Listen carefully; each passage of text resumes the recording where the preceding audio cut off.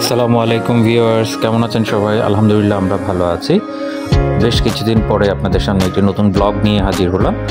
আমাদের সাথে থাকার জন্য আপনাদের ধন্যবাদ। সবসময় আমাদের সাবস্ক্রাইব এবং লাইক করে আমাদের সাথে থাকবেন। আজকে আমাদের ব্লগটি হচ্ছে মালয়েশিয়ার একটি ব্লগ। আমরা এদিন মালয়েশিয়ার কুয়ালালামপুর থেকে বাটু কেভ নামে একটি জায়গা, সেখানে ঘুরতে গিয়েছিলাম। শহর থেকে বাটু কেভ প্রায় 27 কিলোমিটারের মতো জায়গা হবে। আপনারা মালয়েশিয়ার শহর থেকে বাস, এমআরটি অথবা গ্র্যাবে করে এখানে যেতে পারেন। আমরা সারাটা দিন মোটামুটি এই বাটু কেভে কাটিয়েছি। বাটু কেভ মূলত একটি টেম্পল পরিবেষ্টিত, বেশ কয়েকটি টেম্পল রয়েছে বাটু কেভে। এখানে one of the biggest Murugan স্ট্যাচুও রয়েছে। এর মধ্যে অনেকগুলো টেম্পল রয়েছে হিন্দুদের জন্য। অনেক দর্শনার্থী এবং অনেক ট্যুরিস্ট এখানে প্রতিদিনই যায়।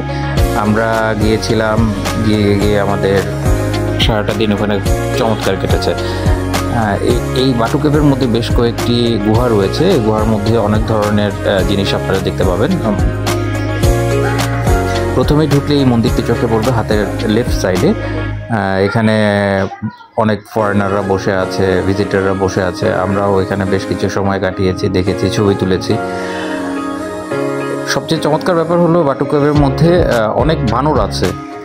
আপনারা খাবার দিতে চাইলে বা এমনিতেও বসে বসে সব সময় দেখবেন আপনাদের আশেপাশে ঘোরাফেরা করবে। অনেক কবুতর আছে, এখানে খাবার দেয়া যায় কবুতরকে।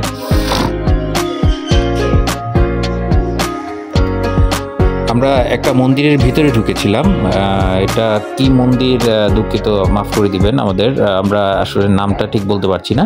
তবে আমরা যখন গিয়েছিলাম তখন এখানে একটি মন্দিরের মধ্যে কোনো একটি পূজা অর্চনা চলছিল। পরবর্তীতে আমরা জানতে পেরেছি এটি একটি নামকরণ অনুষ্ঠান।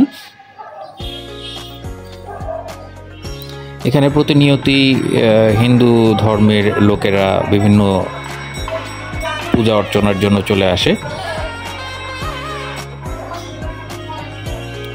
এখানে পূজার প্রিপারেশন চলছে। দেখতে পাচ্ছেন পূজার জন্য ওনারা তৈরি হচ্ছেন। এর পূজার বিভিন্ন সামগ্রী সামনে সাজানো রয়েছে। আর এটার ভিতরে একটি মন্দির রয়েছে, অনেক বড় একটি মন্দির। দেখতে কিন্তু খুব চমৎকার। আমরা ঘুরে ঘুরে সবটা দেখেছি।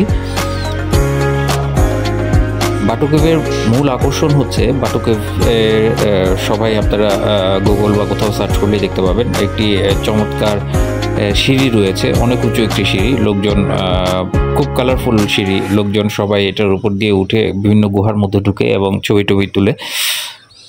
এই গুহার মধ্যেও অনেক ধরনের হিন্দু সিম্বলিক অনেক মূর্তি রয়েছে। মূলত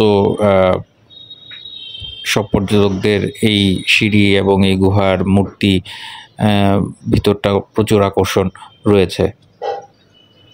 ধন্যবাদ আমাদের সাথে থাকার জন্য। ইনশাআল্লাহ পরবর্তীতে অন্য কোনো ব্লগ নিয়ে আবার দেখা হবে।